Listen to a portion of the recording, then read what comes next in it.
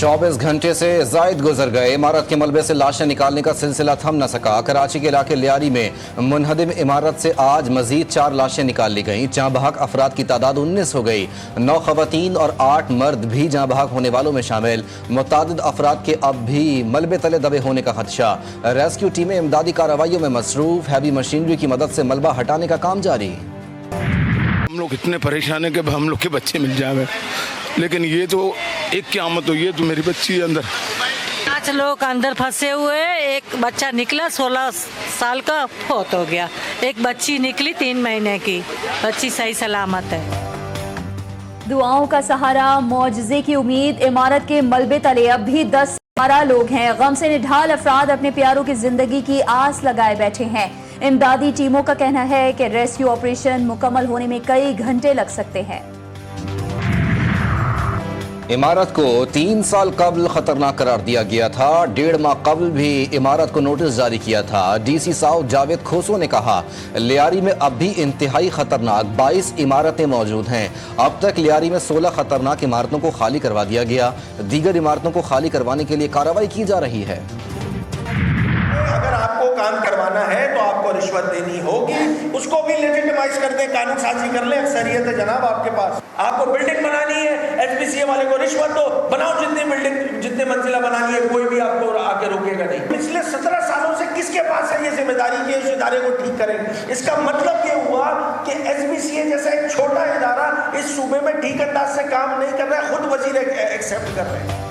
कानून साजी कर लें कि अगर आपने काम करवाना है तो रिश्वत देनी होगी। कराची को इन्होंने मैक्सिको बना दिया है। माफिया कराची को चला रहा है। हुकूमत आवाम को पानी, तालीम, सेहत जैसी सहूलत देने में नाकाम है। Opposition leader Sindh assembly Ali Khurshidi फट पड़े, कहते हैं कराची में 500 से ज्यादा इमारतें मखदूश हालत में हैं। SBCA सिर्फ नोटिस देकर अपनी जान छुड़ाता है, कोई अमली इक़दाम नहीं होता। गैर कानूनी तामीरात का सिलसिला थमने का नाम नहीं ले रहा। कराची को तबाह करने वाले आज मगरमच्छ के आंसू बहा रहे हैं। अपने दौरे हुकूमत में बारिश पर शहर बंद करने वाले आज किस मुंह से बात कर रहे हैं? तर्जुमान सिंध हुकूमत सादिया जावेद की MQM पर लफ्जी गोलाबारी। कहा, चाइना कटिंग करने और शहर को बर्बाद करने वाले आज ढिठाई से इल्जामात लगा रहे हैं। नफरत, लाशों, लिसानियत और झूठे मैंडेट की सियासत करने वालों को मायूसी का सामना है। पे जो मुतासरीन हैं उनके ख़ानदान से मिले हैं, उनसे तफसीलात दी है, और इसमें मासूम जो शहरी हैं वो जान बाक हुए हैं, अभी भी फंसे हुए हैं। हमारी दुआ होगी कि जो जिस तरह रेस्क्यू के अमला काम कर रहा है वो जो भी महफूज निकले, जो यहाँ पे लोग फंसे हुए हैं। तो हम ये सारी जो सूरत हाल है वज़ीर-ए-आज़म साहब को आगाह करेंगे, उनको बताएंगे। इस सानिए पे हम कोई सियासी बात या सियासत नहीं करना चाहते। कराची में इमारत गिरने का वाक़या अफसोसनाक है। मुतासरा खानदानों से ताज़ियत। वज़ीर मुमलिकत मजहबी उमूर खेल दास कोहिस्तानी कहते हैं, इमदादी कार्रवाइयों से वरसा और मुतासरीन मुतमईन है। कोशिश है मलबे तले दबे अफराद को बाहिफाजत निकाला जाए। हादसे पर किसी किस्म की सियासत नहीं की जानी चाहिए। इंतजामी गफलत या कुदरती आफत? कराची में एक और मखदूश इमारत मुनहदिम। हादसे का असल जिम्मेदार कौन? इंतजामिया, SBCA या फिर सिंध हुकूमत? कई बार नोटिस दिए लेकिन मकीनों ने इमारत खाली नहीं की। इंतजामिया का मौक़िफ़ सिर्फ ज़बानी जमा खर्च, अमली इक़दामात सिफर। क्या इंतजामिया इतनी कमज़ोर थी कि मकीनों से इमारत खाली ही ना करा सकी? सानह ने फिर सवालात उठा दिए। गमी हुसैन में हर आंख अश्कबार। मुल्क भर में शहदाए करबला की याद में जुलूस और मजालिस का सिलसिला जारी। नवासाए रसूल हजरत इमाम हुसैन अलैहिस्सलाम और उनके रुफ़क़ा को खराज अक़ीदत पेश। कराची में मरकजी जुलूस मिस्टर पार्क से बरामद। मौलाना सादिक जाफरी की इक़्तिदाम में नमाज ज़ोहरैन अदा की गई। लाहौर में पांडू स्ट्रीट इस्लामपुरा से बरामद होने वाला जुलूस इख्तिताम पजीर। इस्लामाबाद में मरकजी जुलूस इमाम बारगाह असना अशरा G62 से नमाज ज़ोहरैन के बाद बरामद। पेशावर में मरकजी जुलूस अपने रिवायती रास्तों पर गामजन। रोहरी में 500 साला तारीख़ी सरीह अक़दस करबला मौला का मातमी जुलूस। हज़ारों की तादाद में आज़ादार शरीक। जुलूस रिवायती रास्तों से होता हुआ करबला मैदान पहुँच कर इख्तिताम पजीर होगा। 9 محرم الحرام شہزادہ علی اکبر علیہ السلام کی پرساداری کا دن نواسہ رسول صلی اللہ علیہ وآلہ وسلم کے فرزند کی یاد میں ملک بھر میں مجالس بپا، علم اور تعزیے تھامے آزادار نواسہ رسول صلی اللہ علیہ وآلہ وسلم کے فرزند کی پرساداری میں مصروف، تعزیوں اور علم کی زیارت، غم حسین علیہ السلام میں ڈوبے عزاداروں کے لیے پانی اور شربت کی سبیلیں لگائی گئیں، جگہ جگہ لنگر کی تقسیم کا سلسلہ جاری۔ عراق، ایران اور بھارت سمیت دنیا بھر میں یوم تاسوعہ 9 محرم الحرام کو مجالس اور جلوس عزا کا اہتمام۔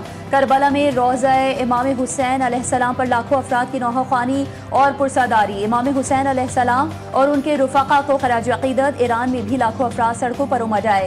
بھارت، افغانستان اور دیگر ممالک میں بھی جلوس عزا نکالے جا رہے ہیں۔ کیا صدر مملکت آصف علی زرداری کو عہدے سے ہٹایا جا رہا ہے؟ صحافی کا وزیر داخلہ محسن نقوی سے سوال۔ سوشل میڈیا کی خبروں پر دھیان نہ دیں، وہ 2 دن تک سیاست سے گریز کریں۔ محسن نقوی کا صحافی کو جواب، کہا ملک بھر میں سیکیورٹی کے بہترین انتظامات کیے گئے۔ سکھر میں پاکستان کا سب سے بڑا اور قدیمی جلوس ہے، قانون نافذ کرنے والے اداروں کو خراج تحسین پیش کرتا ہوں۔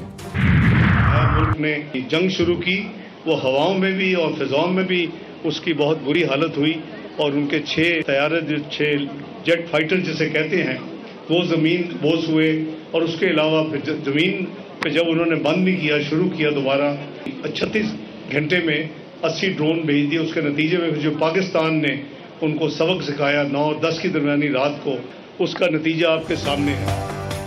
جنگ پاکستان کا ایجنڈا نہیں تھا، ہم امن اور سلامتی چاہتے ہیں۔ پاکستان نے بھارت کو وہ سبق سکھایا جو وہ ہمیشہ یاد رکھے گا۔ نائب وزیر اعظم اسحاق ڈار کے لاہور میں میڈیا سے گفتگو، کہتے ہیں پیپلز پارٹی ہماری اتحادی ہے اور رہے گی۔ پیپلز پارٹی نے وزارتیں لینے کے لیے کوئی بات نہیں کی۔ اسحاق ڈار نے نواز شریف اور بانی پی ٹی آئی کی ملاقات کی خبر کو افواہ قرار دے دیا، کہا یہ کسی کی خواہش تو ہو سکتی ہے، حقیقت نہیں۔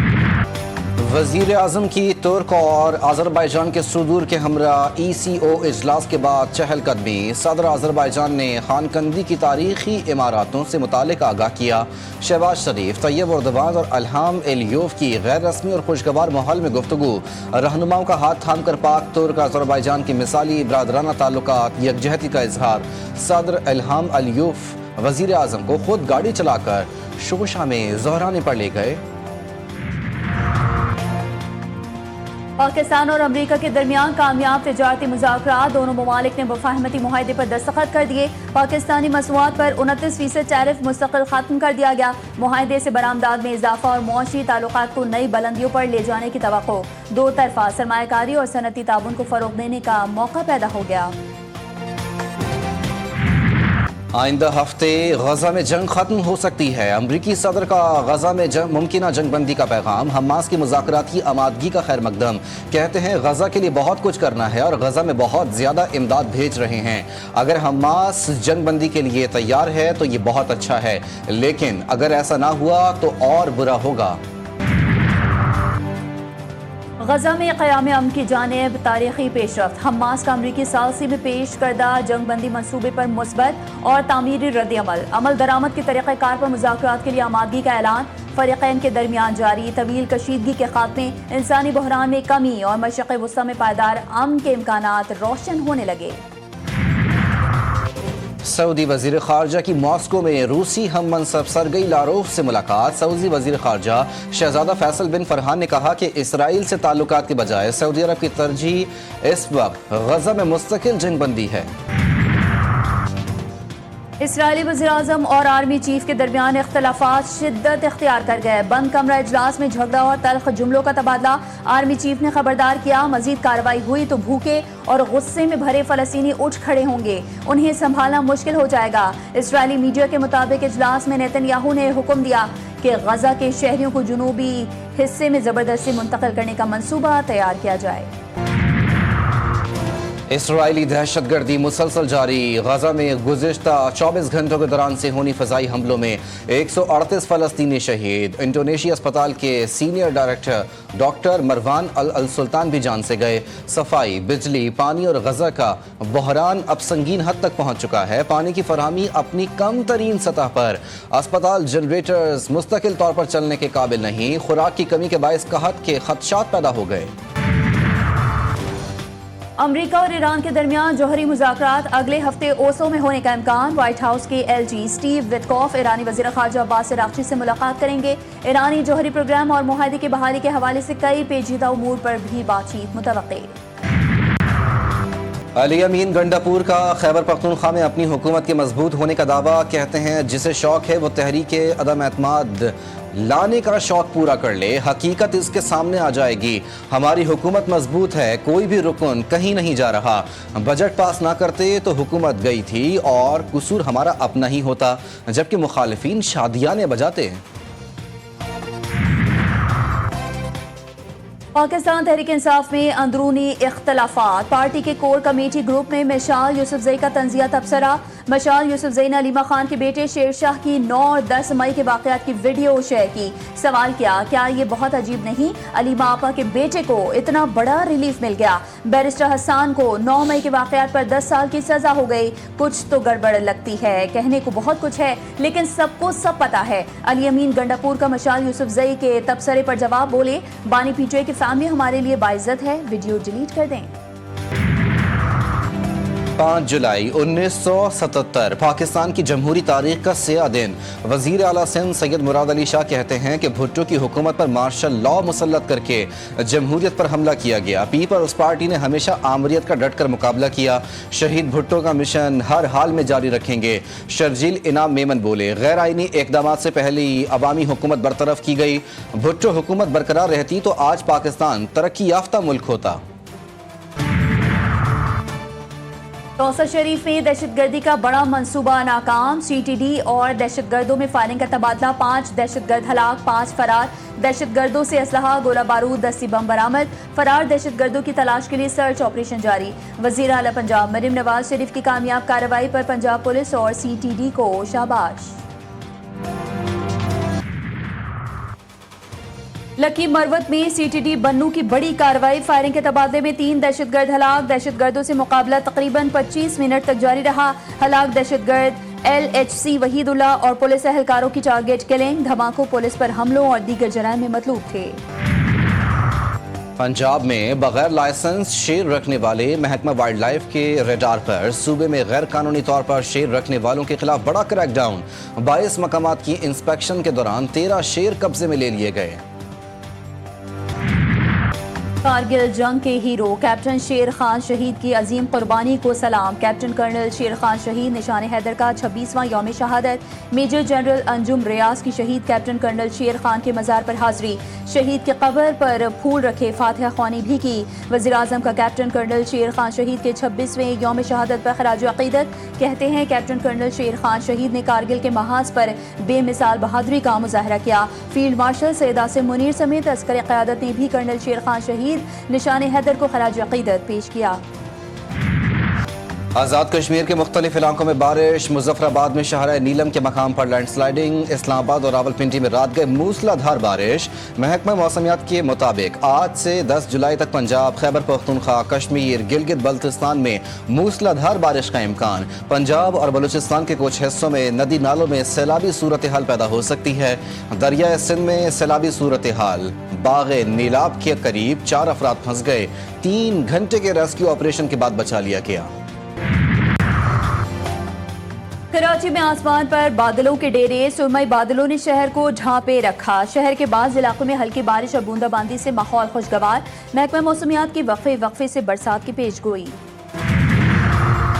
امریکی ریاست ٹیکساس میں طوفان کے باعث مختلف حادثات میں 13 افراد ہلاک۔ میڈیا رپورٹس کے مطابق ریاست میں تیز بارش کے باعث سیلاب کی صورتحال پیدا ہوئی۔ سیلابی ریلوں میں 20 بچوں سمیت کئی افراد لاپتہ۔ متاثرہ علاقوں سے شہریوں کے انخلاء کے لیے ریسکیو آپریشن جاری۔ ڈونلڈ ٹرمپ کا بگ بیوٹیفل بل قانون بن گیا۔ امریکی صدر نے ٹیکس اور اخراجات سے متعلق بل پر دستخط کر دیے۔ وائٹ ہاؤس میں منعقدہ تقریب کے دوران ڈونلڈ ٹرمپ نے بل پر دستخط کیے۔ میڈیا سے گفتگو میں امریکی صدر نے کہا کہ بگ بیوٹیفل بل امریکہ کا مستقبل بدل دے گا۔ ایشیا ہاکی کپ کے لیے قومی ٹیم کے بھارت جانے پر فیصلہ نہ ہو سکا۔ پاکستان اسپورٹس بورڈ نے معاملہ وزیر اعظم ہاؤس کو بھیج دیا۔ بھارت کی جانب سے گرین سگنل، فیصلہ پاکستان کی کورٹ میں۔ حکومت کو اولمپک چارٹر کے چیلنج کا بھی سامنا۔